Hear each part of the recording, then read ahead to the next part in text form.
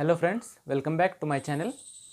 In previous video, we are discussed about the amplitude, time period and frequency of SHM and phase of SHM.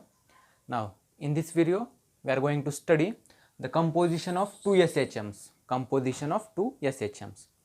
The composition म्हणजे काय? त्यासाठी आपण एक example घेऊ. Simple पेंडुलमचं example घेऊ. Consider a simple pendulum. Consider a pendulum.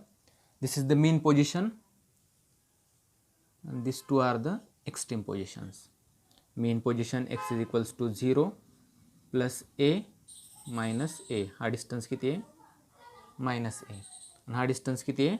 Plus A. Example घेतलं आपण. आता composition of two S H Ms. याच्यामध्ये हा particle single S H M perform करतोय. म्हणजे काय?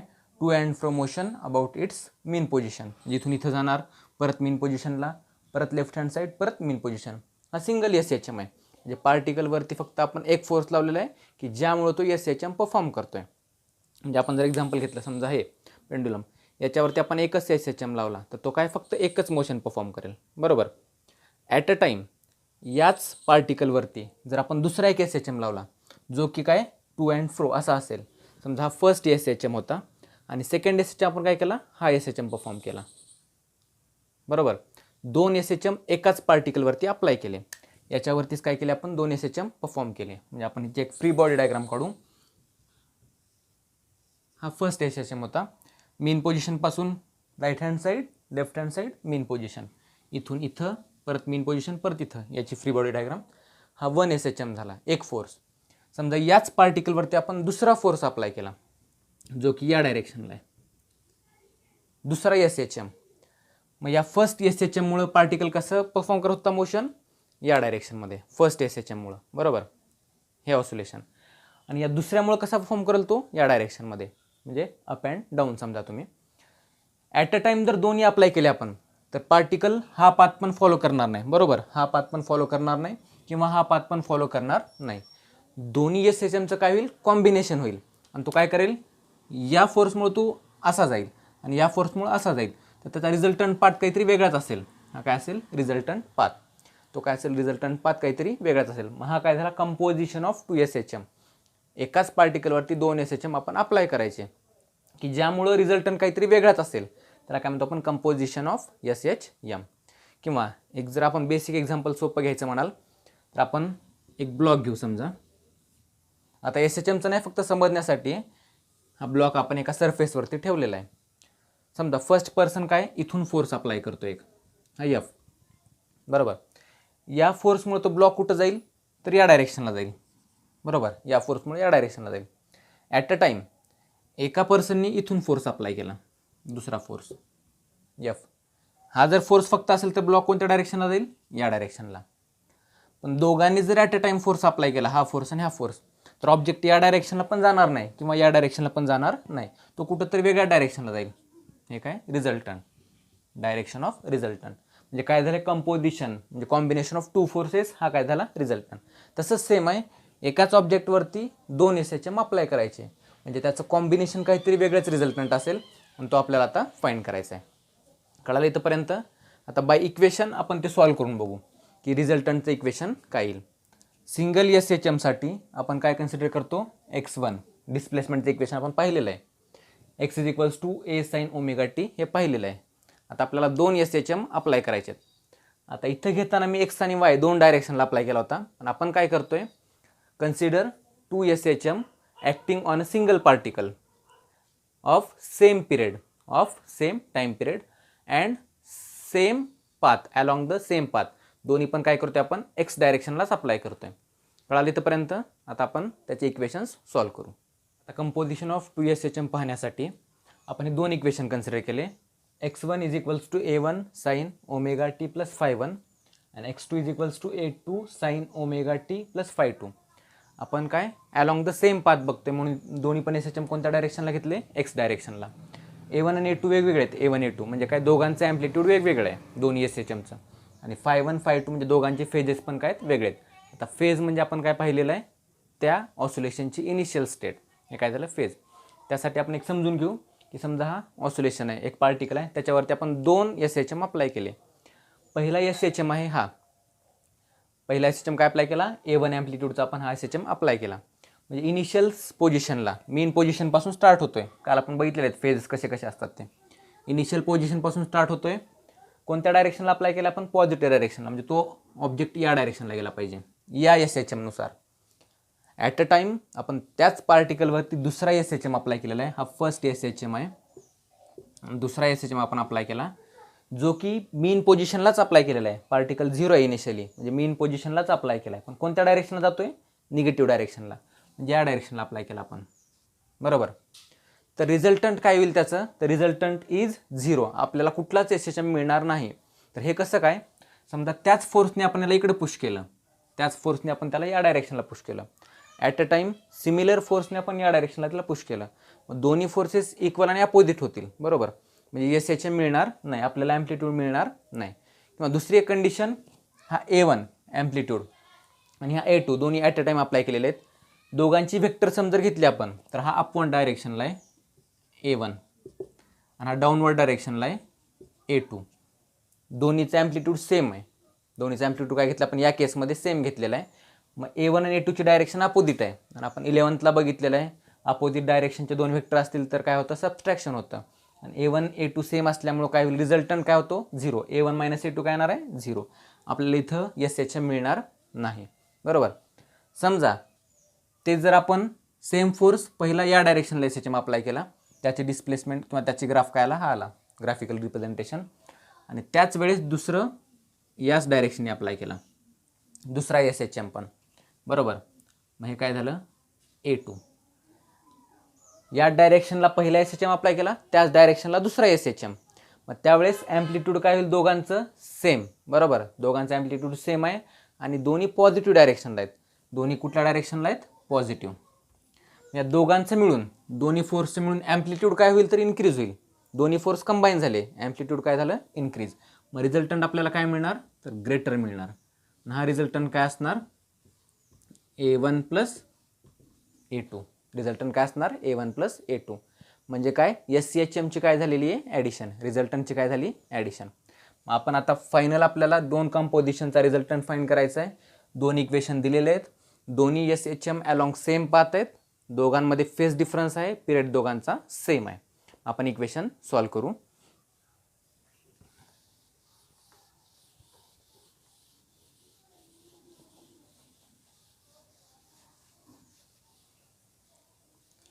Consider two equations. First, x1 is equals to a1 sin omega t plus phi and x2 is equals to a2 sin omega t plus phi 2.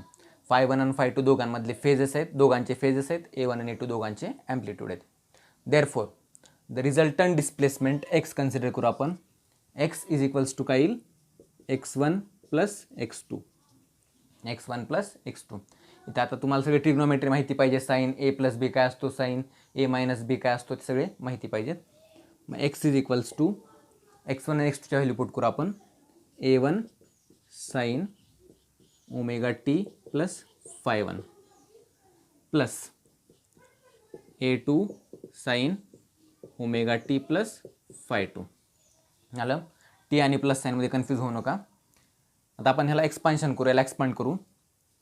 x is equals to a1 sine a plus बीचा formula, sine a plus B sine A cos B plus cos A sine B, तो formula apply करा इथं.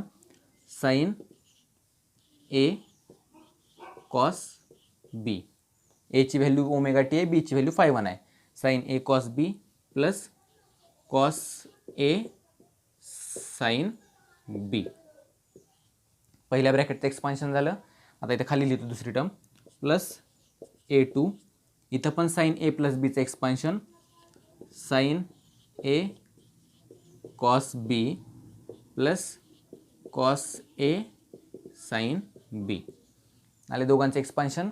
आता multiply करून घ्या a1नी पूर्ण ब्रॅकेटला.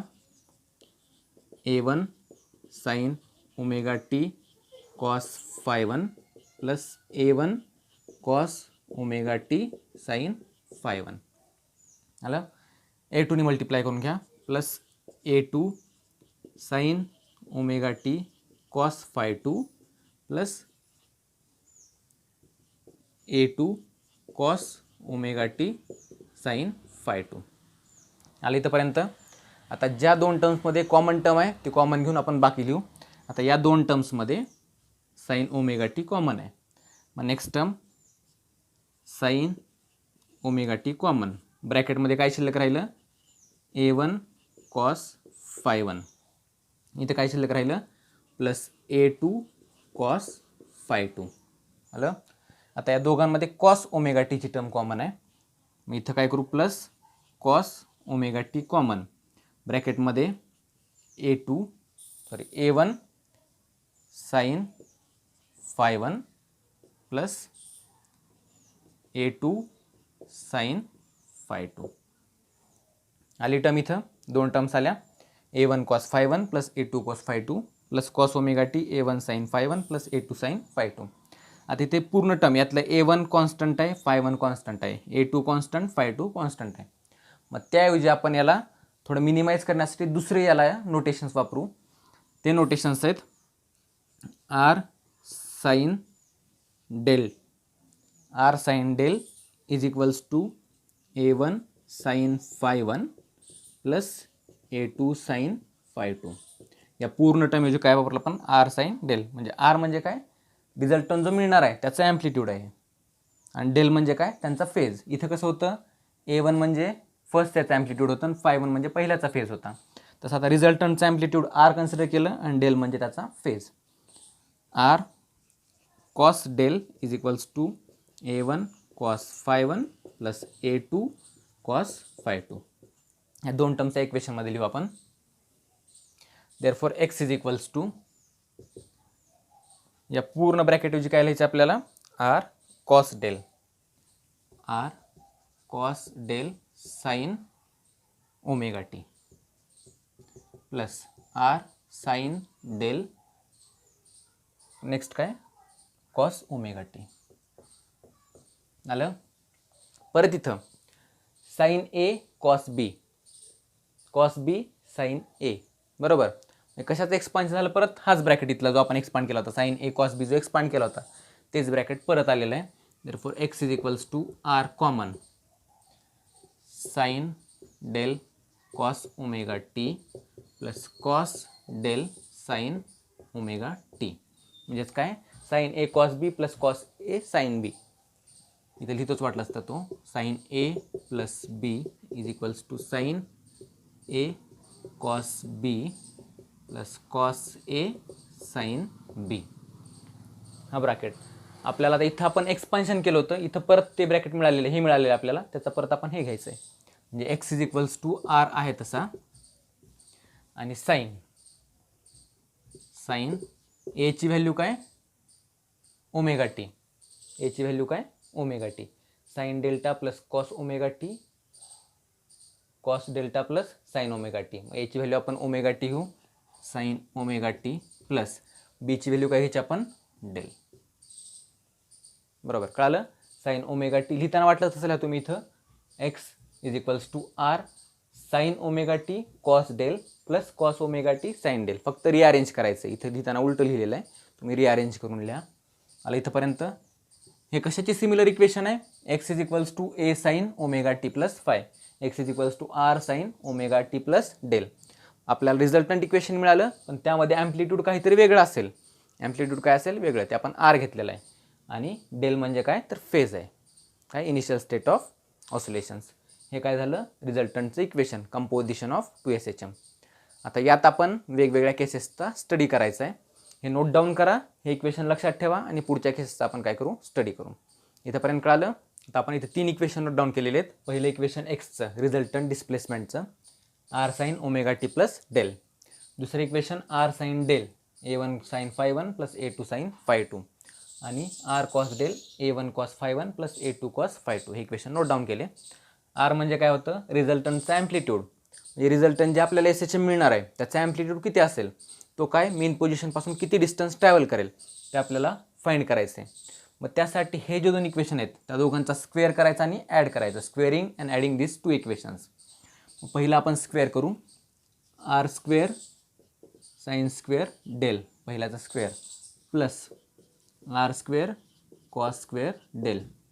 LHSची addition केली. आता या साईडला आपण RHSची ॲडिशन करू, ती खाली लिहू आपण इथं. A1 square sine square phi 1 plus A2 square sine square phi 2. ब्रॅकेटचा स्क्वेअर करायचा आहे. ब्रॅकेट जर स्क्वेअर असेल तर A square B square plus 2AB बरोबर plus 2A1 sine phi 1 A2 sine phi 2 A square B square plus 2AB आलं plus हे पण ॲड करावं लागेल लगेच A1 square cos square phi 1 plus A2 square cos square phi 2 plus 2A1 cos phi 1 A2 cos phi 2 आलं. Equation थोडं confusing होतं आहे, व्यवस्थित लिहा तुम्ही लिहून घेताना. परत आता इथं आर स्क्वेअर कॉमन येईल. आर स्क्वेअर कॉमन ब्रॅकेटमध्ये sine square del plus cos square del. Sine square theta plus cos square theta 1 असतो, हे माहिती सगळ्यांना. इक्वल टू आता इथं पण तेच करायचं, साईन स्क्वेअर आणि कॉस स्क्वेअरची टर्म एकत्रित लिहायची लिहिताना. मग इथं sine square plus cos square A1 square common येईल ब्रॅकेटमध्ये sine square plus cos square. आता ती टर्म इथे लिहित नाही मी, तुम्ही लिहिताना लिहून घ्या ती. तर ब्रॅकेटमध्ये 1 या दोन टर्म्समधून व्यवस्थित लक्ष द्या, या दोन टर्म्समधून आपण A1 स्क्वेअर कॉमन काढलं. ब्रॅकेटमध्ये काय शिल्लक राहिलं sine square phi 1 plus cos square phi 1 ज्याची की व्हॅल्यू काय 1 प्लस सिमिलरली या दोन टर्म्समधून A2 स्क्वेअर कॉमन काढलं. या दोन टर्म्समधून ब्रॅकेटमध्ये sine square phi 2 cos square phi 2 बरोबर त्याची व्हॅल्यू परत 1. आणि नेक्स्ट टर्म ही लास्टवाली टर्म इथं काय येईल 2A1 A2 sine phi 1 sine phi 2 cos phi 1 cos phi 2 बरोबर. इथं काय येईल 2A1 A2 कॉमन येईल. 2A1 A2 कॉमन ब्रॅकेटमध्ये sine phi 1 sine phi 2 cos phi 1 cos phi 2 याचा व्हॅल्यू आहे कॉस फाय 1 मायनस फाय 2. हा कसा आला cos A minus B. Cos A minus B is equals to cos A cos B minus sine A sine B. कुठला हा लिहितो formula cos A minus B is equals to cos A sine B cos A cos B plus sine A sine B आलं. Cos A cos B sine A sine B. इथं Aची value काय five 1 आणि Bची value काय five 2. तो formula इथं आपण काय केला अप्लाय केला. अंडरस्टँड. आता नेक्स्ट इथं काय आली व्हॅल्यू 1 म्हणजे R square is equals to इथं A1 स्क्वेअर प्लस इथं A2 square plus 2A1 A2 cos phi 1 minus phi 2 आणि last R is equals to square root of A1 square plus A2 square plus 2A1 A2 cos phi 1 minus phi 2. हा काय झाला amplitude of resultant. Amplitude of रिझल्टंटचा हा formula आहे. म्हणजे रिझल्टंटचा amplitude किती असेल तो फॉर्म्युला सांगतो आहे. याच्यावरून दोन वेव्ज जर इन फेज असतील आउट ऑफ फेज असतील त्यांच्यामध्ये किती फेज डिफरन्स आहे त्याच्यावरून ॲम्प्लिट्यूड किती असेल ते आपल्याला फाइंड करायचं आहे. इथंपर्यंत कळालं. आता नेक्स्ट या इक्वेशनचा वापरून आपल्याला 3 केसेस सॉल्व करायच्यात. ते आपण केसेस सॉल्व करू. केसेस सॉल्व करतोय. हे इक्वेशन लिहून घेतलं आपण R is equals to root of A1 square plus A2 square plus 2A1 A2 cos phi 1 minus phi 2. हे इक्वेशन लिहिल्यानंतर केस फर्स्ट आहे if 2 SHMs are in phase. 2 SHM are in phase. आता फेजचा अर्थ म्हणजे काय इनिशियल स्टेट ऑफ ऑसिलेशन काल पाहिलेलं आहे. इन फेज म्हणजे काय दोन्ही जे SHM आहेत या पार्टिकलवरती अप्लाय केलेले दोन्ही इन फेज आहेत म्हणजे दोघांचे ऑसिलेशन्स सेम पॉईंटपासून स्टार्ट होतात. म्हणजे या पॉईंटपासून दोघांचे ऑसिलेशन मीन पॉईंटपासून स्टार्ट होतात आणि कुठं जातात दोघं पण प्लस ए. दोघंही कुठं जातात प्लस ए म्हणजे राईट हँड साईडला जातात बरोबर. 2 SHMs आर इन फेज. मग हा जो फाय 1 मायनस फाय 2 आहे फाय 1 म्हणजे पहिल्याचा फेज आहे आणि फाय 2 काय दुसऱ्याचा फेज आहे. आता पहिल्याचा फेज कुठं आहे 0ला आहे बरोबर आहे आणि पहिल्याचा फेज कुठं आहे 0ला आणि दुसऱ्याचा फेज पण कुठं आहे 0. दोन्ही पण 0 पासून स्टार्ट होत आहेत, म्हणजे दोन्ही इन फेज आहेत. आता प्रत्येक वेळी 0 पासूनच स्टार्ट होतील असं नाही. समजा इथून ऑसोलेशन स्टार्ट झाले, इथून या डायरेक्शनला ऑसोलेशन स्टार्ट झाले, म्हणजे कुठला असला पाहिजे पार्टिकल, तो -a ला इथं असला पाहिजे, बरोबर, इथं असला पाहिजे. इथून दोघांचे ऑसोलेशन स्टार्ट होत आहेत, इथून दोघांचे ऑसोलेशन काय होत आहेत, स्टार्ट -1 सॉरी इथं दोन्ही कुठे आहेत, -a.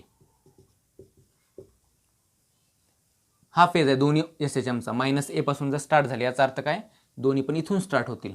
हे विसरून झाली इकडे डायग्राम, इथून स्टार्ट झाले दोन्ही पण, म्हणजे दोन्ही पण इन फेज आहेत. दोन्ही पण काय इन फेज, एकाच पॉईंटपासून ऑसोलेशन स्टार्ट होत आहेत. एकाच पॉईंटपासून जर दोन्ही ऑसोलेशन स्टार्ट झाले तर ते दोघांना काय म्हणायचं, इन फेज. दोघांना काय म्हणायचं, इन फेज. त्यावेळेस φ1ची आणि φ2ची व्हॅल्यू काय असेल तर सेम असेल. इथं काय होती, समजा इथून जर स्टार्ट झाले तर तिथं काय असेल व्हॅल्यू 3π/2 दोघांची व्हॅल्यू. इथून जर ऑसोलेशन स्टार्ट झाले मीन पोझिशनपासून तर दोघांची व्हॅल्यू काय, 0. म्हणजे त्या केसमध्ये φ1 आणि φ2 सेम असतात इन फेजमध्ये, आणि φ1 - φ2ची व्हॅल्यू काय असते, 0. दोन्ही सेम आहेत म्हणजे सबस्ट्रॅक्शन काय आलं, 0. मग cos 0ची व्हॅल्यू काय असते तर 1 असते. Therefore r is equals to √a1² आहे तसा a2² + 2a1a2, आणि याची व्हॅल्यू काय झालेली आहे, 1. मग रिझल्टंट काय येईल तर r is equals to a1² + a2² + 2a1a2 आलं. आता हा कशाचा ब्रॅकेट आहे, expansion, a1 + a2 bracket square, बरोबर का, a1 + a2 ब्रॅकेट स्क्वेअर रूटमध्ये, आणि हा r स्क्वेअर रूट काय होईल, कॅन्सल होईल. Therefore r is equals to a1 + a2, a1 + a2. या कंडिशनमध्ये काय होईल, समजा हे ॲम्प्लिट्यूड a1 आहे आणि हे ॲम्प्लिट्यूड a2 आहे. दोघांचं कॉम्बिनेशन झाल्यानंतर रिझल्टंट जे ॲम्प्लिट्यूड मिळणार आपल्याला ते काय मिळेल, हे ॲम्प्लिट्यूड मिळेल, जे की काय असेल, a1 + a2. ॲम्प्लिट्यूड काय असेल, a1 + a2, कारण दोन्ही इन फेज आहेत. दोघांचं ॲम्प्लिट्यूड काय झालं, a1 + a2. आणि सपोज दोघांचं ॲम्प्लिट्यूड जर सेम असेल, a1 = a2 जर असेल तर r इज इक्वल्स टू काय होतो, 2a, म्हणजे 2 times of this amplitude. r is equals to काय होईल, 2a, मॅक्झिमम ॲम्प्लिट्यूड. हेच लक्षात ठेवायचं, दोन SHM जर इन फेज असतील तर रिझल्टंट ॲम्प्लिट्यूड काय होतं, इन्क्रीज होतं. दोन्ही इन फेज आहेत, रिझल्टंट ॲम्प्लिट्यूड इन्क्रीज. म्हणजेच काय, दोघांना सेम फोर्स लावलेला आहे आणि एकाच डायरेक्शन लावलेला आहे. दोन SHM या डायरेक्शनला अप्लाय केल्या आपण तर मॅक्झिमम ॲम्प्लिट्यूड काय होणार आहे, इन्क्रीज होणार. If 2 SHMs are in phase then resultant amplitude increases. ही झाली केस फर्स्ट. अंडरस्टँड. तर केस सेकंड घेतोय आपण. 2 SHMs are out of phase. Out of phase म्हणजे काय, आता ते पाहू सुरुवातीला. समजा हा पहिला SHM आहे x1, तो आपण जनरल डायग्राम ड्रॉ केलेला आहे. 0 पासून स्टार्ट होतो मेन पोझिशनपासून, परत +a परत म्हणजे 90 डिग्री ज्यावेळेस असेल त्यावेळेस +a असेल तो इथं, बरोबर. π/2 किती असेल, +a. परत नेक्स्ट 180 कुठं असेल तो, 0 म्हणजे मेन पोझिशनला. परत 3π/2 म्हणजे 270 किती असेल, -a म्हणजे तो इकडे येईल, बरोबर. आणि परत 360 2π परत मेन पोझिशनला 0 असेल. हे पहिलं SHM. त्याच पार्टिकलला दुसरा SHM आपण आउट ऑफ फेज अप्लाय केला आहे, की ज्यामध्ये फेज डिफरन्स किती आहे, 180. म्हणजे दुसरं ऑसोलेशन, दुसरा आपण फेज किती दिलेला आहे, 180ला. म्हणजे दुसरे SHM कुठून स्टार्ट होईल, 180 पासून. पहिले SHM 0 पासून स्टार्ट झालं, बरोबर. आणि दुसरं पण तिथूनच स्टार्ट होईल, 180 पण तिथंच पोझिशन आहे, बरोबर, 0 पाशीच. दुसरं SHM कोणत्या डायरेक्शनला आहे, पॉझिटिव्ह डायरेक्शनला. इथून कुठं जाणार आहे दुसरं SHM, पॉझिटिव्ह डायरेक्शनला. व्यवस्थित डायग्रामकडे लक्ष द्या. पाय म्हणजे किती, 180. 0 म्हणजे पण तीच पोझिशन, मेन पोझिशन, आणि 180 म्हणजे पण मेन पोझिशन. परंतु 0 म्हणल्यानंतर पार्टिकल त्या पोझिशनपासून राईट हँड साईडकडे जातो. सॉरी, 0 म्हणल्यानंतर तो पार्टिकल कुठं जातो, राईट हँड साईडला, या साईडला जातो. आणि इथं आपण ज्यावेळेस पाय म्हणून 180ला पार्टिकल कुठल्या डायरेक्शनला जातो, निगेटिव्ह डायरेक्शनला. 180ला पार्टिकल या डायरेक्शनला जातो. म्हणजे दोन्ही काय झालेले आहेत, आउट ऑफ फेज. एकाची डायरेक्शन पॉझिटिव्ह असेल तर दुसऱ्याची डायरेक्शन निगेटिव्ह, कारण दोघांमध्ये कितीचा फेज डिफरन्स आहे, 180. डायग्राम तुम्हाला कळेल. इथून हा पार्टिकल कुठं जातोय, वरती जातोय. इथून हा पार्टिकल कुठे येतोय, खाली येतोय. दोघांचा ॲम्प्लिट्यूड सेम आहे, एक या डायरेक्शनला, एक या डायरेक्शनला. दोघांची डायरेक्शन अपोजिट. हे ॲम्प्लिट्यूड A1, हे ॲम्प्लिट्यूड आहे A2. दोन्ही काय होईल, रिझल्टंट कॅन्सल होतील कारण दोन्ही अपोजिट डायरेक्शनला आहेत. आणि रिझल्टंट काय मिळेल आपल्याला, तर 0 मिळेल. त्यावेळेस पार्टिकल SHM परफॉर्म करणार नाही कारण त्याचं रिझल्टंट ॲम्प्लिट्यूड काय झालेलं आहे, 0. कारण की इथं आपण सेम फोर्स या डायरेक्शनला लावला, सेम फोर्स या डायरेक्शनला लावला. पार्टिकल आहे तिथं स्टेशनरी राहील, पार्टिकल ऑसिलेशन्स परफॉर्म करणार नाही. आपण बाय आता इक्वेशन पण समजून घेऊ. मग त्यावेळेस φ1 - φ2 काय असेल तर 180. आणि φ1 0 आहे. या फर्स्ट SHMची इनिशियल फेज कुठं आहे, 0ला आहे. आणि सेकंड SHMची इनिशियल फेज कुठं आहे, पायला. मग φ1 - φ2 म्हणजे 180 - 0 काय आला, 180 आला. 180 - 0 = 180. आणि कॉस 180ची व्हॅल्यू असते -1. कॉस 180ची व्हॅल्यू काय असते, -1. बरोबर. मग R = √(a1² + a2² मायनस, कारण इथं काय झाली व्हॅल्यू -1 -2a1 a2 आलं. देअरफॉर R = हे कशाचं एक्सपान्शन आहे, a1² - a2²चं, a² - b², a² + b² - 2ab ते एक्सपान्शन आहे. म्हणजे सॉरी ब्रॅकेट स्क्वेअरचं आहे.